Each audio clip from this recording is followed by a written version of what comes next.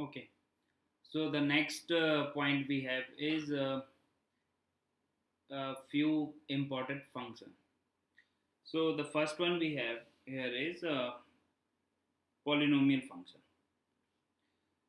So there is a standard form of writing a polynomial function is fx a naught x power n plus a n x raised to power n minus 1, then x raised to power n minus 2, and up to an. So here we can see that an is named as constant term, क्योंकि इसमें जो variable है उसका power कितना है, zero है, तो इसको अपन बोलते हैं एब्सोल्यूट टर्म या फिर कांस्टेंट टर्म। और x का पावर n जो है यहाँ पर, जो कि हाईएस्ट पावर ऑफ वेरिएबल जो यहाँ पर इन्वॉल्व है, उसका जो कोफिशिएंट है ए नॉट, वो होना चाहिए कैसा, नॉन ज़ीरो। और इसको हम बोलते हैं लीडिंग कोफिशिएंट, मतलब जो हाईएस्ट पावर है उसका जो कोफिशिएंट होगा उसको हम बोलते हैं लीडिंग कोफिशिएंट, और वो नॉन ज़ीरो होना चाहिए। And where n is a non negative integer, और a naught a one a two up to a n, अगर ये रियल नंबर्स हैं तो इस पॉलिनोमियल को हम बोलते हैं रियल पॉलिनोमियल। अगर ये जो नंबर्स हैं अगर ये कॉम्प्लेक्स होंगे तो इसको हम बोलेंगे कॉम्प्लेक्स पॉलिनोमियल। बट हम यहाँ पर स्टडी कर रहे हैं रियल फंक्शंस के बारे में, तो हम यहाँ पर जो हमने कोफिशिएंट लिए वो कैसे हैं, यहाँ पर रियल नंबर्स। तो इस तरह से अगर हम किसी को एक्सप्रेस करेंगे किसी फंक्शन को, तो उसको हम बोलते हैं polynomial function of degree n।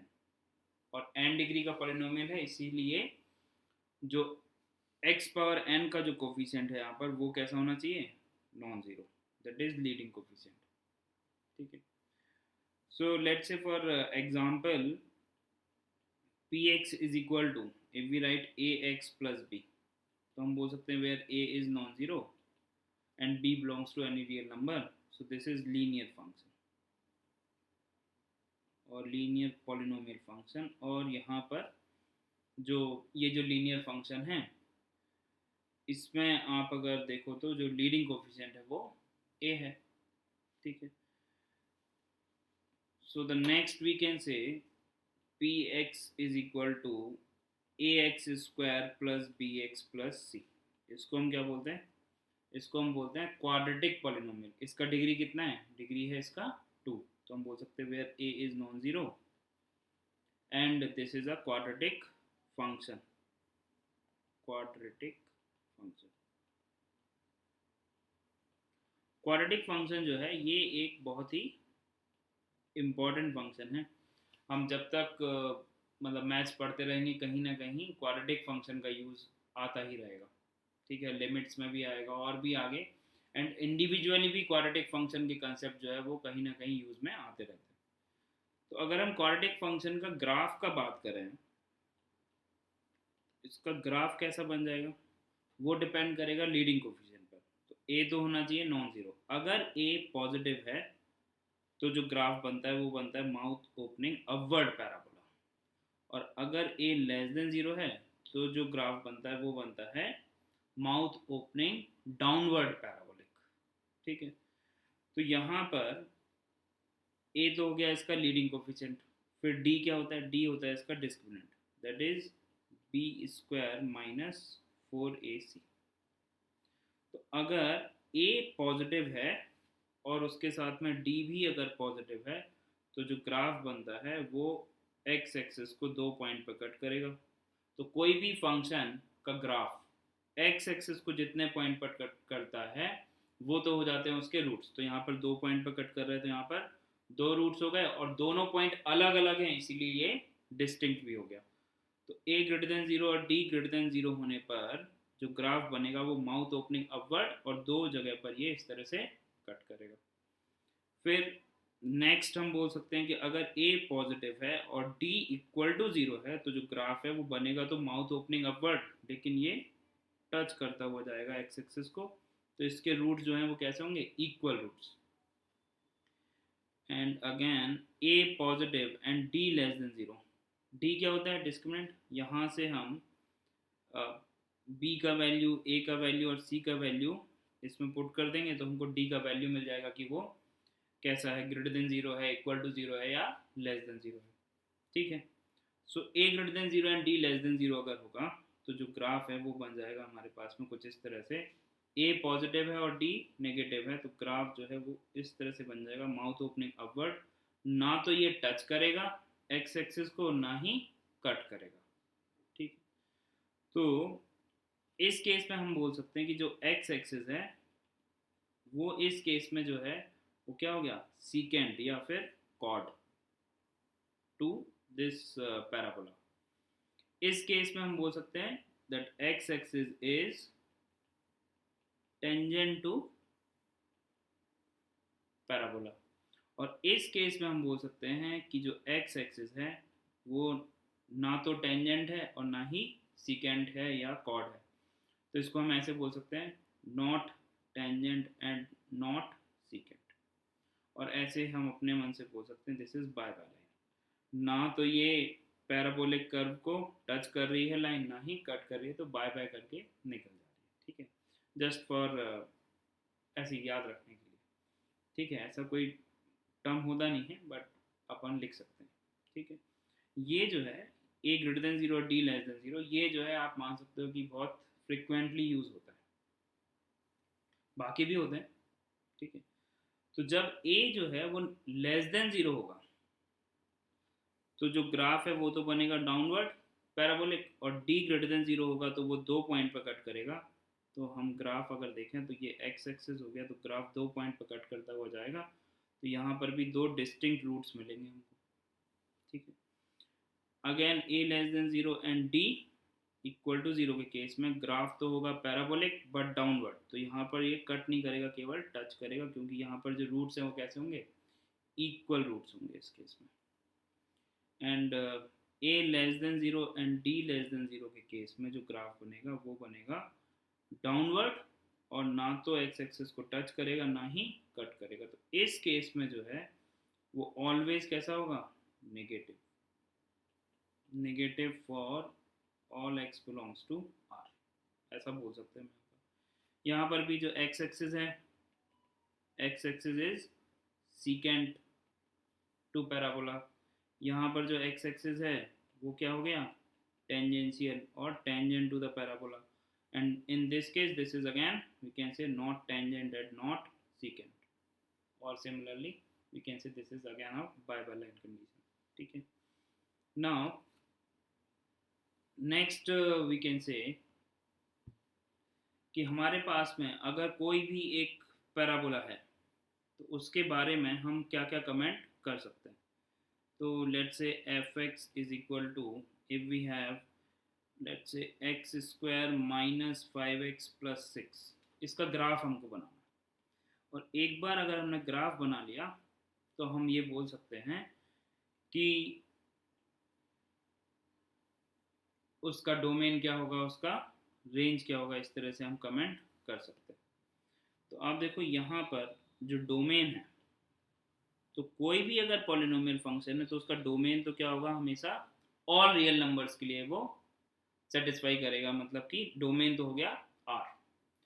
अब रेंज की अगर हम बात करें यहाँ पर पर्टिकुलर क्वाड्रेटिक के केस में, तो रेंज के लिए अगर हम इस ग्राफ को ड्रॉ करें सबसे पहले, तो ए पॉजिटिव है, ए दिख रहा है, हम इसको कंपेयर कर लेते हैं a x square plus b x plus c से। तो ए तो 1 है मतलब कि पॉजिटिव है, बी का वैल्यू कितना है -5 है, और सी का वैल्यू 6 है।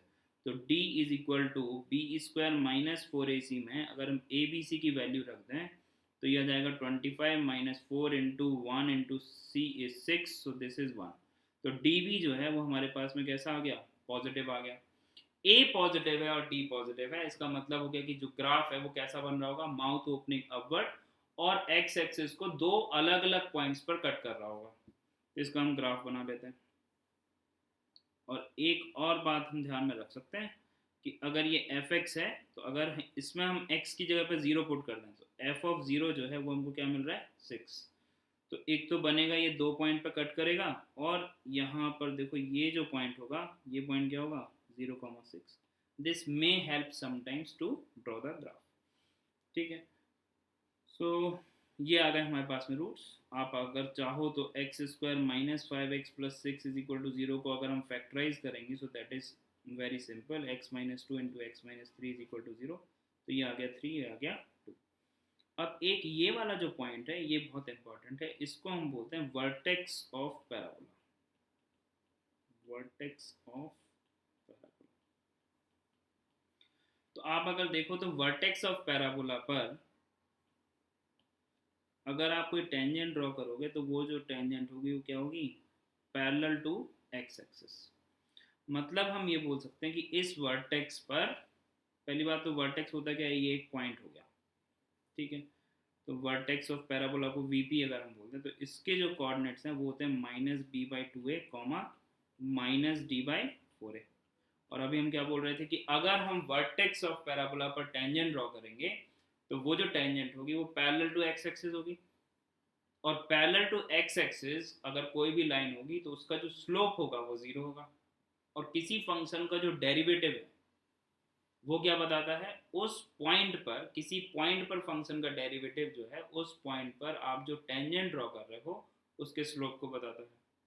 तो अगर हमारे पास में एफ एक्स कोई फंक्शन है तो एफ डैश एक्स जो है वो क्या बताएगा, एट एनी पॉइंट उसकी टेंजेंट का स्लोप।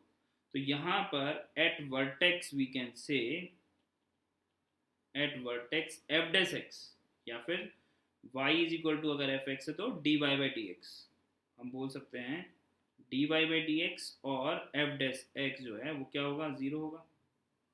तो इस केस में अगर हम इसका डेरिवेटिव लिखेंगे तो अगर हमने एफ एक्स को मान रखा है a x square plus b x c, so derivative we can write from here is 2ax plus b, c तो ज़ीरो हो जाएगा।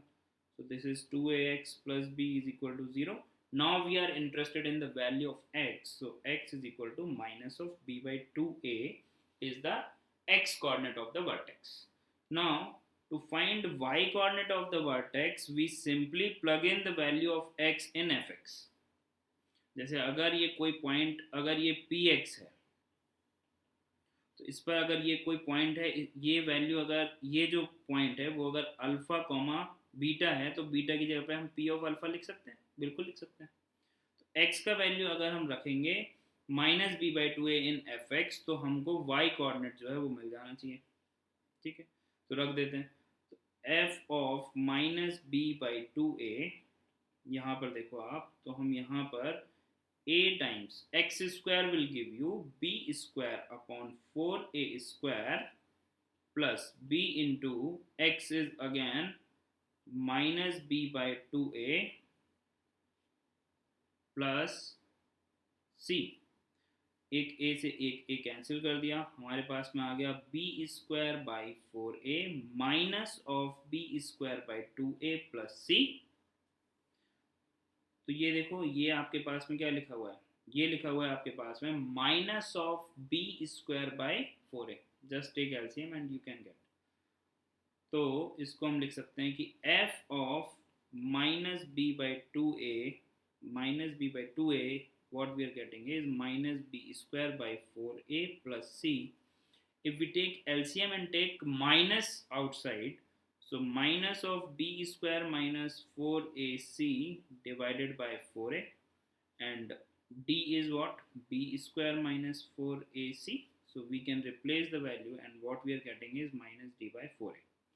So we can summarize this that this is vertex in when we are taking a greater than 0। तो parabola इस तरह से बनेगा। तो जो वर्टेक्स होगा वो क्या हो जाएगा, minus b by 2a comma minus d by 4a। Even जब a लेस देन 0 होगा तो ग्राफ इस तरह से बनेगा, बट वर्टेक्स के कोऑर्डिनेट सेम होंगे, यही minus b by 2a comma minus d by 4a, और इसको हम यहाँ पर पुट कर देंगे। तो हमारे पास जो क्वेश्चन था वो था fx is equal to x square minus 5x plus 6. We can draw it again. So what we are getting is a graph like this. This point is 2, this is 3. Now this is vertex and this point is 0, 6. Okay.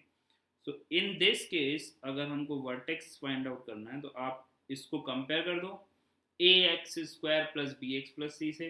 B का value -5 है, आप यहाँ पर रख दोगे तो 5/2 and ए का value 1 है, सो 5/2 comma minus of D by 4a।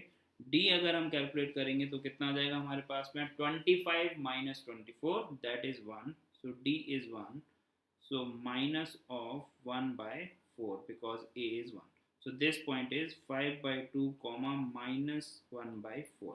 Okay, now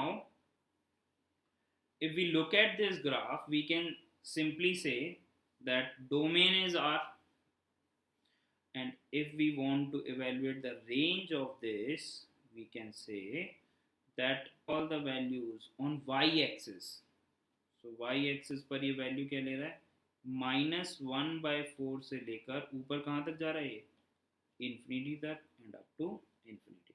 So in this case we say that in case of quadratic if a is greater than 0, so the range जो है वो हम डायरेक्टली बोल सकते हैं that is -d/4a to infinity. But if a is smaller than 0, in that case we can say that the range will be, that is set of values of y will be -infinity to -d/4a. तो हम direct answer कर सकते हैं अगर हमारे पास में quadratic function की रेंज के बारे में पूछा जा रहा है, और उसका जो डोमेन होगा वो तो क्या होगा R, इफ नॉट गिवन। अगर डोमेन उन्होंने अलग से ट्रंकेट करके दे रखा है that is a different scenario, but अगर डोमेन नहीं दे रखा है तो हम डायरेक्ट आंसर बोल सकते हैं। Now take another example. Let's say px is minus of x square plus x plus 1 and we want to evaluate range of px। तो हम बोल सकते हैं कि यहाँ पर if we compare this, let's solve this solution ax square plus bx plus c. If we compare first with second, we can say that a is -1, b is 1 and c is 1. Now in this scenario when a is less than 0, the graph will be downward parabola, and a less than 0, and vertex is same as -b/2a comma minus of d/4. Range is definitely from -infinity to minus of d/4a, close bracket. Okay, this is closed bracket. Okay, so d is what? D is equal to b square minus 4ac. We can plug in these values. What we are getting is 1 minus of 4, a again -1, c is +1, so we are 5. So d is 5 minus 5/4 minus d/4a. So range we are getting is from -infinity to -5/4, and a is -1, so again this is -1, close bracket. So finally what we are getting is -infinity to minus plus, and this is plus of 5/4. Okay, so this is the desired range. Okay, in the next we can say that px is polynomial of degree n. Okay, and if n is odd, n अगर कोई odd number है तो उस case में जो domain होगा वो तो होगा R, और जो रेंज होगा वो भी क्या होगा R। अगर n ऑड है, जैसे कि y is equal to x plus 3, so this is a odd linear polynomial, odd degree का एक लीनियर है, ठीक है। लेकिन अगर तो इसका डोमेन भी आ रहा है और रेंज भी आ रहा है। अगर हमने लिखा y is equal to x cube plus 3x square plus 2x plus 7, तो इसका भी डोमेन क्या होगा R होगा, और रेंज क्या होगा इसका भी R होगा। What if n is even? अगर n इवन है, in this scenario domain is r। Polynomial अगर फंक्शन गिवन है तो डोमेन तो r होगा, चाहे डिग्री जो है वो ऑड हो या इवन। बट रेंज के केस में हम बोल सकते हैं, इफ रेंज के बारे में अगर हम बोल रहे हैं तो range is subset of r। मतलब कि जो रेंज होगा that is always subset of r and range not equal to r, so we can say range is proper subset of real numbers। मतलब कि रेंज जो है कभी वो completely r नहीं होगा, वो क्या होगा, r से कुछ एक छोटा सेट होगा। ठीक है, जैसे कि क्वाड्रेटिक के केस में हमने देखा था, जैसे कि y इज इक्वल टू, अगर आपके पास में x square minus 5x plus 6 था, तो इसका रेंज क्या आ रहा था हमारे पास में, इसका रेंज आ रहा था हमारे पास में, ये जो है ग्राफ कैसा बनेगा, अपवर्ड।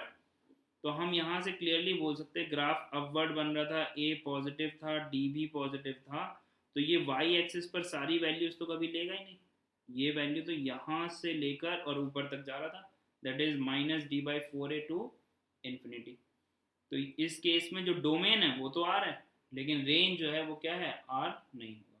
तो अगर इवन डिग्री का पॉलिनोमियल है तो हम बोल सकते हैं, अगर आपके पास में कुछ इस तरह से लिखा हुआ है x⁴ प्लस 3x² प्लस 7, अगर इस तरह से लिखा हुआ है जिसको अपन बोलते हैं बाई क्वाड्रेटिक, ठीक है, तो इस केस में भी डोमेन तो r होगा, लेकिन रेंज क्या होगा, रेंज जो है वो r नहीं होगा, r से छोटा सेट होगा।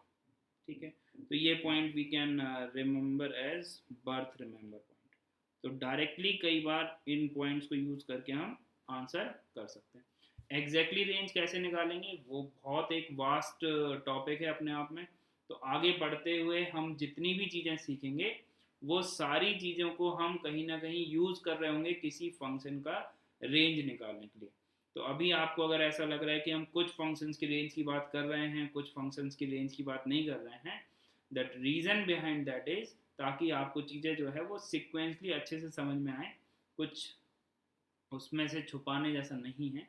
लेकिन अपन जैसे जैसे आगे पढ़ेंगे तो वहाँ पर आपको और सारी चीज़ें और कई सारी चीज़ें आपको पता चलेगी, जिससे कि आप किसी भी फंक्शन की रेंज निकालने के लिए आप इनेबल्ड हो जाओगे। तो उसके लिए थोड़ा सा उनको अभी पेशेंस रखना। Another point we can note about polynomial, a polynomial of degree 1 with no constant term is called odd linear function। तो अगर ऐसा कोई फंक्शन है जैसे कि f(x = 7x) लिखा हुआ है या 10x लिखा हुआ है, where a is non zero, और कोई भी उसमें कांस्टेंट टर्म नहीं है, मतलब कि लीनियर पॉलिनोमियल है, लेकिन उसमें जो है कोई भी कांस्टेंट टर्म नहीं है, जैसे कि y = x हो गया, तो उसमें कोई कांस्टेंट टर्म नहीं है, तो उसको अपन क्या बोलते हैं, ऑड लीनियर फंक्शन। ठीक है, there are two polynomial functions satisfying the relation f(x) into f of 1 by x is equal to f(x) plus f of 1 by x। they are f(x) is equal to x power n plus 1 और f(x) is equal to 1 minus x power n, where n is a positive integer। मतलब अगर ऐसा कोई polynomial given है जो कि इस condition को, ये जो कंडीशन है ये याद रख लेना है, इस कंडीशन को अगर वो सेटिस्फाई कर रहा है तो वो पॉलिनोमियल या तो इस तरह का होगा या फिर इस तरह का होगा, और उसमें कुछ भी नहीं आ रहा होगा। ऐसा हम बहुत इजीली वेरीफाई कर सकते हैं। आप जो है f(x) कोई एक पॉलिनोमियल ले लो और ये जो इक्वेशन गिवन है इसमें आप पुट कर दो, और दोनों तरफ से जब आप कोफिशिएंट्स को कंपेयर करोगे तो आप पाओगे कि जो लीडिंग कोफिशिएंट है x पावर n का जो कोफिशिएंट है वो या तो +1 आ रहा होगा या फिर -1 आ रहा होगा, और जो कांस्टेंट है वो क्या आ रहा होगा, +1 आ रहा होगा, और बाकी के सारे जो कोफिशिएंट है अदर पावर्स ऑफ x के, x पावर n को छोड़कर x power n -1, x power n -2, x³ x², जितने भी अदर पावर्स ऑफ x उसमें इन्वॉल्व हैं उसके जो कोफिशिएंट है वो सब क्या आ जाएंगे, 0 आ जाएंगे। तो हमने ये बात ध्यान रख ली कि अगर कोई भी एक पॉलिनोमियल है इस तरह से जो कि इस कंडीशन को फुलफिल कर रहा है, तो हम बोल देंगे कि वो जो है वो पॉलिनोमियल जो है या तो x पावर n +1 टाइप का होगा या फिर minus of x power n plus one type का होगा। तो इसको आप इस तरह से भी बोल सकते हो कि एफ एक्स जो है वो कुछ इस तरह से होगा, plus minus x power n plus one type का होगा, वेयर एन इज इंटीजर। तो इस पर एक अपन एग्जाम्पल कर लेते हैं, तो वहां से चीज़ें आपको क्लियर हो जाएंगी। ठीक है, सो इफ ऐसा कुछ गिवन है, F x is polynomial satisfying fx into f of 1 upon x is equal to fx plus f of 1 upon x, and f of 3 is equal to 28, then evaluate f of 7। ये हमको पूछा गया है, इस तरह से एक क्वेश्चन है। तो अभी जो हमने बात किया वही हमको फॉलो करना है। तो अगर px इज अ पॉलिनोमियल, ठीक है, और इस कंडीशन को अगर सेटिस्फाई कर रहा है तो वो क्या होगा, हमने अभी याद किया, तो एफ एक्स जो है तो one plus x power n होगा, या फिर एफ एक्स जो है वो कुछ एक ही होगा, है ना। अब कौन सा होगा, one minus x power n, ठीक है। तो अगर हम इसमें x की जगह पर 3 पुट करें तो f of 3 is equal to कितना गिवन है 28, और x की जगह पर 3 रखा तो यहाँ पर भी x की जगह पर 3 आ जाएगा, सो 1 प्लस 3 पावर n।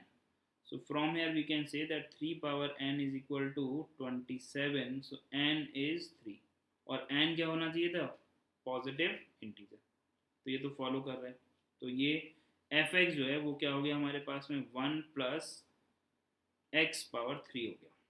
लेकिन इसको कैसे हमने रिजेक्ट किया, तो देखो आप जब आप x की जगह यहाँ पर 3 प्लग इन करोगे, so f of 3 is equal to 1 minus 3 power n, that is 28 is equal to 1 minus 3 power n, so 3 power n is equal to minus of 27, which is not possible।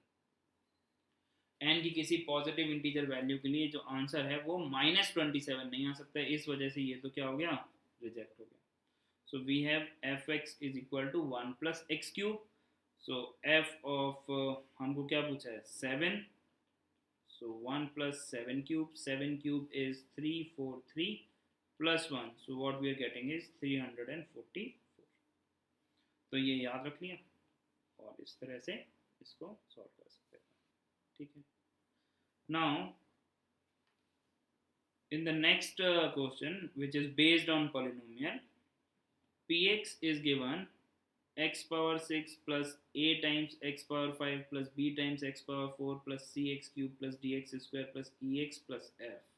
यहाँ पे अगर आप देखो 6 का जो coefficient है वो 1 है, तो एक कोई ऐसा पॉलिनोमियल जिसमें लीडिंग कोफिशिएंट, एलसीएम किसको बोल रहे हैं, लीडिंग कोफिशिएंट को बोल रहे हैं, अगर लीडिंग कोफिशिएंट जो है वो यूनिटी है, मतलब कि दैट इज 1, तो ऐसे पॉलिनोमियल को हम क्या बोलते हैं, मोनिक पॉलिनोमियल।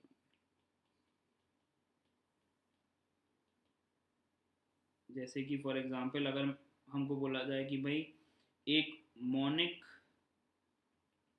क्यूबिक पॉलिनोमियल है, तो हम क्या उसको ले पाएंगे, अगर हमको कहीं पर अज्यूम करना होगा तो हम मोनिक क्यूबिक पॉलिनोमियल को क्या अज्यूम कर लेंगे, हम बोलेंगे भाई पी एक्स और ए एक्स क्यूब आना चाहिए, लेकिन ए क्या गिवन है 1, लीडिंग कोफिशिएंट जो है वो यूनिटी कर पाओ, तो x cube plus b x square ये अज्यूम कर लेंगे। तो यहाँ पर लीडिंग कोफिशिएंट 1 है, तो इसको हम बोल देंगे कि this is a monic of degree 6, ठीक है।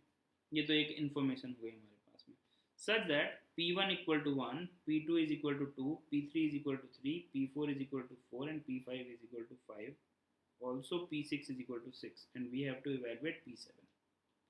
ये हमको बताना है, ठीक है।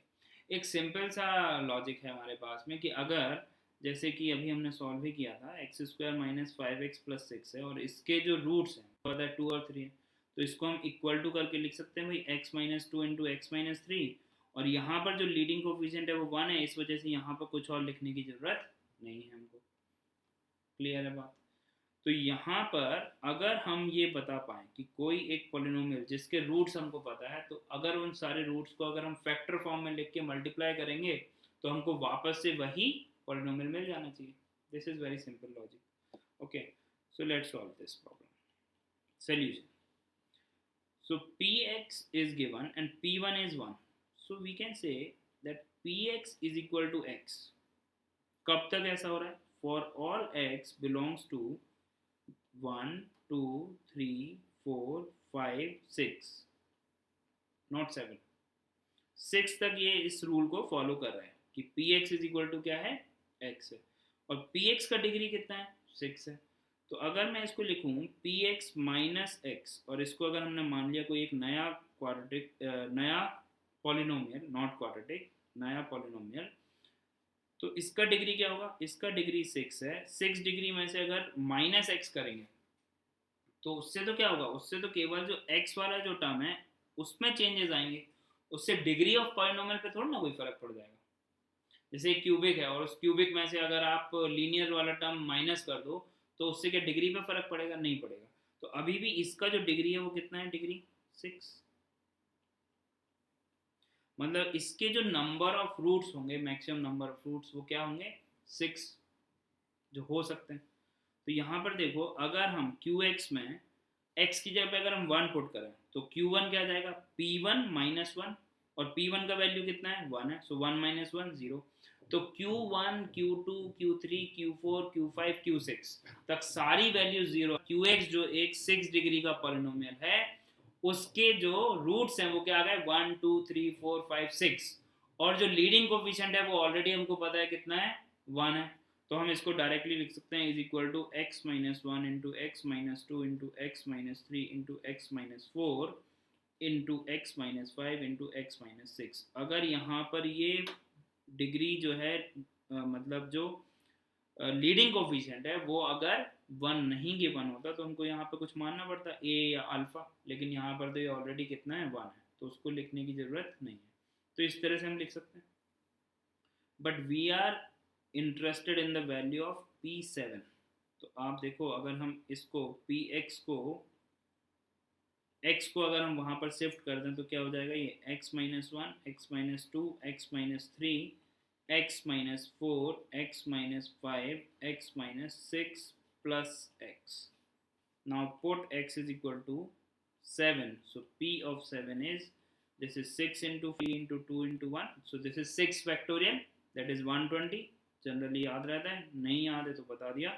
So that is 6 factorial is not 120, it is 120 into 6. 5 factorial is 120. So that is 720 plus 7. So what we are getting is 727 is our answer. Okay. तो इस तरह से हम इसको सॉल्व कर सकते हैं. एक सिमिलर क्वेश्चन और देख लिया. यहाँ पर भी ये देखो, ये क्या है? Monic polynomial of degree 4. Monic polynomial of degree 4. So what we can say, क्या क्या गिवन है? सबसे पहले तो हमको P4 का वैल्यू बताना है. ठीक है. पॉलिनोमियल सच दैट P0 जो है 6 है, P1 7 है, P2 8 है, P3 जो है वो 9 है. Okay.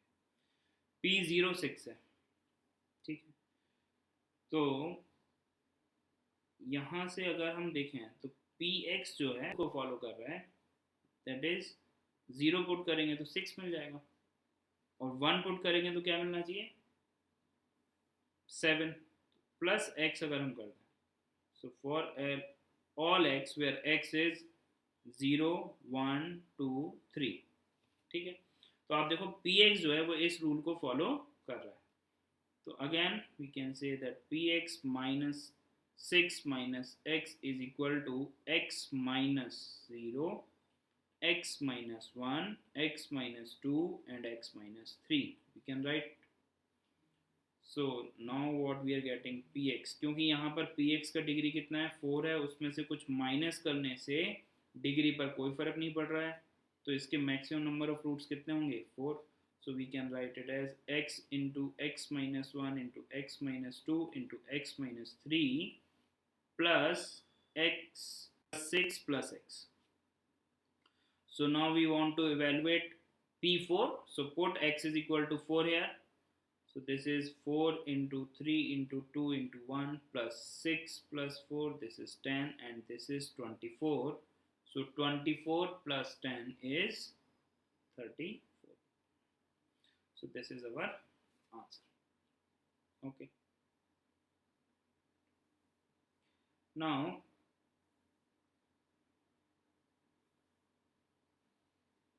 okay. Now we have few rules for finding domain. So कुछ रूल्स है हमारे पास में डोमेन फाइंड आउट करने के लिए. तो क्या बोल रहा है कि एक्सप्रेशन अंडर इवन रूट मतलब कि स्क्वायर रूट है या फोर्थ रूट है या सिक्स रूट है, तो उसके अंदर में जो भी एक्सप्रेशन है, मतलब अगर कुछ लिखा हुआ है alpha x raise to power 1/6, तो जो अल्फ़ा एक्स होगा वो क्या हम सॉल्व करेंगे. फर्स्ट स्टेप हम लिखेंगे alpha x is greater than equal to 0. But second में हम बोल रहे हैं डिनोमिनेटर नॉन जीरो. तो अगर कुछ ऐसा लिखा होगा फॉर एग्जाम्पल 1/√x, तो हम तो ग्रेटर देन इक्वल टू 0 होना चाहिए, लेकिन डिनोमिनेटर 0 नहीं हो सकता है, तो नॉन जीरो. तो अल्टीमेटली कंडीशन क्या आ गई, x ग्रेटर देन 0. ठीक है. तो इस केस में डोमेन क्या आ जाएगा, इस केस में डोमेन आ जाएगा x belongs to 0 to infinity. ये कुछ छोटे छोटे रूल्स हैं जो कि हमको स्टेप वाइज अगर हम इनको फॉलो करेंगे तो डोमेन का क्वेश्चन बहुत ईजिली सॉल्व हो जाएगा. वैसे जनरली डोमेन का क्वेश्चन सॉल्व करने में कोई खास प्रॉब्लम आती नहीं है अगर हम फंडामेंटल से सेक्रीफाइस ना करें तो. Domain of f x and g x. अब दो फंक्शन गिवन है जिनके डोमेन अगर d1 और d2 है रिस्पेक्टिवली, तो अगर इनके ऐड कर देने से एक नया फंक्शन बन गया, सपोज करो एच एक्स एक नया फंक्शन आ गया F x plus g x से, तो क्या बोल रहा है एच एक्स का जो डोमेन होगा या एच एक्स जो है वो F x minus g x हो गया या फिर इन दोनों का प्रोडक्ट हो गया. तो आप एफ एक्स का डोमेन निकाला आपने d1 आ गया, और जी एक्स का डोमेन निकाला आपने d2 आ गया. दोनों का इंटरसेक्शन लेने से जो डोमेन आएगा वो हो जाएगा एच एक्स का डोमेन. ठीक है. और अगर f x divided by g x है तो भी ये फॉलो करेगा कि d1 इंटरसेक्शन d2, लेकिन एक और इसमें पॉइंट आ गया कि अगर उसमें से हमको वो set of values of x हटानी पड़ेगी जब डिनोमिनेटर क्या हो रहा होगा 0. तो we can say gx must be non zero. तो gx जिन जिन set of values of x के लिए 0 हो रहा होगा उसको हमको एलिमिनेट करना पड़ेगा. ठीक है. जैसे कि फॉर एग्जांपल एफ एक्स जो है, अगर हम मान लें कि एफ एक्स गिवन है हमको √x-1 एंड जी एक्स जो है वो है हमारे पास में x² - 2. ठीक है. तो first domain of f x plus g x. तो हमने क्या किया, एफ एक्स का डोमेन निकाल लिया पहले. Solution find domain of f x, let say d1. तो d1 क्या जाएगा, रूट के अंदर में है तो x-1 must be greater than equal to 0. तो यहाँ से आगे हमारे पास में x greater than equal to 1, that is x belongs to 1 to infinity, 1 पर क्लोज, और इन्फिनिटी पे तो लाइफ टाइम ओपन होता है. नाउ d2 अगर हम मान लिया gx का जो डोमेन है वो अगर d2 है तो x² - 2, ये तो पॉलिनोमियल है और डिग्री कैसा है इसका, इवन डिग्री है या ऑड डिग्री है कोई फर्क नहीं पड़ता है. अगर वो पॉलिनोमियल है तो उसका जो डोमेन होगा वो तो हमेशा ऑल रियल नंबर्स के लिए सेटिस्फाई करेगा. So we can say that domain is x belongs to r. कोई प्रॉब्लम नहीं है. So from here we can say that domain is d1 intersection d2. तो ये छोटा सेट है, ये एक बड़ा सेट है, तो दोनों का इंटरसेक्शन अगर हम लेंगे तो d1 इंटरसेक्शन d2 जो है वो क्या मिल जाएगा हमको. ये अगर नंबर लाइन है तो d2 तो हो गया x बिलोंग्स टू r पूरा का पूरा ये लाइन, और 1 टू इन्फिनिटी ये हो गया आपके पास में 1 से लेकर इन्फिनिटी तक. तो इन दोनों का जो कॉमन पोर्शन है वो आ गया आपके पास में 1 to. So that is x belongs to 1 to infinity is domain of f x plus g x. Same applies to f x minus g x and the same applies to product of this two. Domain of अगर हमसे f x into g x पूछा होता तो भी इसका जो domain है वो क्या आ जाता हमारे पास में x belongs to 1 to infinity. लेकिन अगर हमको पूछा गया होता डोमेन ऑफ देयर कोशिएंट, मतलब कि f x divided by g x अगर पूछा गया होता तो हम क्या बोलते हैं यहाँ पर कि इसका जो डोमेन है, इन दोनों के डोमेन आप निकालो।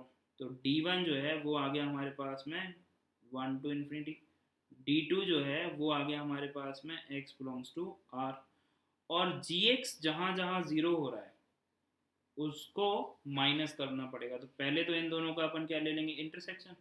इंटरसेक्शन लेने पर तो आ गया हमारे पास में 1 to इन्फिनिटी, लेकिन gx जो है वो नॉन ज़ीरो होना चाहिए। तो gx जहाँ जहाँ ज़ीरो हो रहा है, so where gx is zero, so gx is equal to zero. अगर हम देखें डिनोमिनेटर को, so x square minus two is equal to zero, so x is equal to plus minus root two. इसमें से D1 intersection D2 में से हमको plus minus root to हटाना पड़ेगा।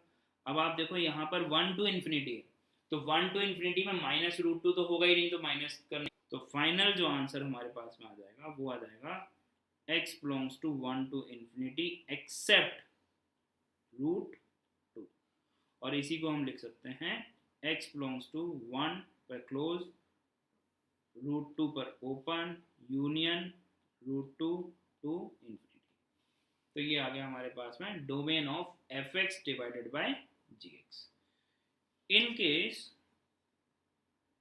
अगर हमको पूछा गया होता कि domain of g x divided by f x बताओ, इसका डोमेन बताओ, मान लो ये कोई फंक्शन है के एक्स और इसका डोमेन पूछा गया होता, ठीक है। तो जी एक्स जो है वो है हमारे पास में x square minus two, f x जो है वो है हमारे पास में root over x minus one, ठीक है। तो अब आप देखो, इसको आप दो तरह से समझ सकते हो। आप पहले तो अपन क्या करते हैं, इसका डोमेन तो हो गया आर, और इसका जो डोमेन है वो है x belongs to 1 to infinity. But अभी f x can not be zero, तो f x can not be zero implies root over x minus one can not be zero implies x can not be one, ठीक है। तो जो final जो answer आ जाएगा वो क्या आ जाएगा हमारे पास में, x belongs to 1 to infinity and open at 1। क्यों? क्योंकि x का वैल्यू अगर आप 1 पुट करोगे तो डिनोमिनेटर क्या हो जाएगा, इस केस में डिनोमिनेटर 0 हो जाएगा। इसी को हम ऐसे भी समझ सकते थे कि सपोज करो kx जो है वो हमारे पास में लिखा हुआ है x square minus two multiplied by 1 upon root over x minus one. अगर आपने इसको एफ एक्स माना, इस पूरे फंक्शन को 1 अपॉन इस पूरे फंक्शन को जी एक्स मान लिया, ये एफ एक्स मान लिया, तो अब आप क्या करोगे, इसका डोमेन निकालोगे दैट इज आर, और इसका डोमेन आप निकालोगे तो इसका डोमेन क्या होगा, x belongs to 1 to infinity, क्योंकि डिनोमिनेटर डिफाइंड होने के लिए वो नॉन जीरो होना चाहिए, और root over x minus one के डिफाइंड होने के लिए x must be greater than equal to 1 होना पड़ेगा। अभी आप दोनों का इंटरसेक्शन लोगे, so again you will get the same answer that is x belongs to 1 to infinity. तो हम इस तरह से भी ब्रेक कर सकते हैं। Okay, now for another example, let's say domain of hx is equal to root under x minus 2 plus root under 2 minus x, इस तरह से लिखा हुआ है। तो हम क्या बोल सकते हैं कि अगर ये कोई एक फंक्शन है लेट्स से fx, तो इसका डोमेन हमने मान लिया d1, और इसको मान लिया हमने कोई एक फंक्शन gx, और इसका डोमेन हमने मान लिया लेट्स से d2। तो d1 क्या हो जाएगा, x minus two must be greater than equal to 0, so x must be greater than equal to 2, so that is 2 to infinity where x belongs to 2 to infinity. For d2, 2 minus x must be greater than equal to 0, so this will give you x is smaller than equal to 2, so what we are getting is x belongs to minus infinity to 2 पर close। अभी इन दोनों का intersection, so this is 2 to infinity d1, 2 से लेकर infinity तक, and d2 is minus infinity to 2, और दोनों पर क्या है, क्लोज। तो इंटरसेक्शन में जो कॉमन है वो केवल और केवल एक ही पॉइंट आ रहा है, that is x belongs to only 2। So what we are getting is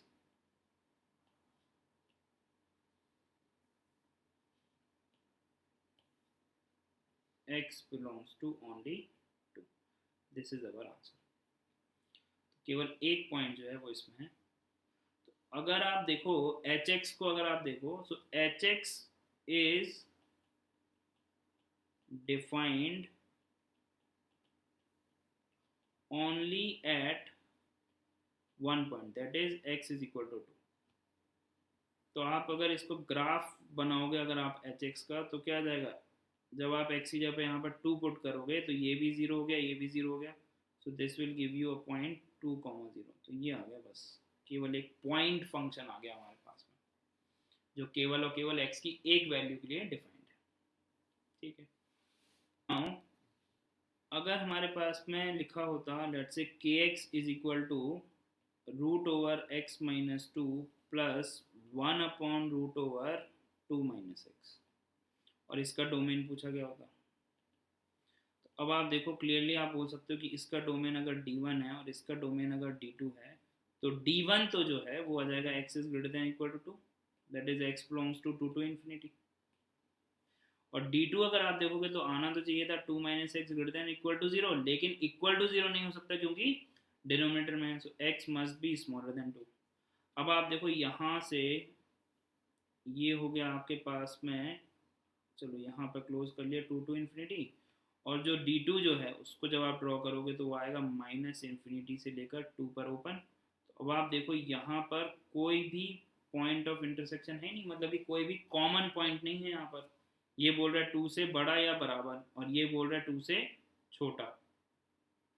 so intersection जो है वो फाइनली क्या आ गया, D1 intersection D2 is a null set. This implies x belongs to 5 और नल सेट. मतलब कि इस फंक्शन में का जो डोमेन है उसमें एक भी एलिमेंट नहीं. ठीक है. तो इस तरह से अपन सॉल्व कर सकते हैं.